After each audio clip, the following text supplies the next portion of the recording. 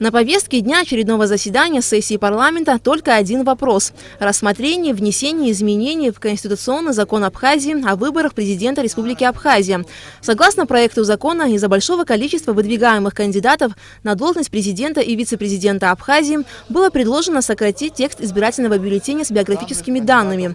Законопроект представил член избирательного комитета Абхазии Дмитрий Шамба. В избирательном бюллетене в алфавитном порядке указывается фамилия, имя, отчество, год рождения, место жительства, основное место работы или службы, занимаемая должность, а в случае отсутствия основного места работы или занимаемой должности род занятий кандидатов в президента, а также содержатся сведения о том, кем выдвинут зарегистрированный кандидат в президенты. Данная информация, когда указывается в избирательном бюллетене, она приводит к тому, что избирательный бюллетень по своему текстовому содержанию является перегруженным. Поэтому Центральная избирательная комиссия обратилась с предложением в парламент, чтобы кто-либо из субъектов права законодательной инициативы поддержал данное предложение и внес соответствующий проект закона,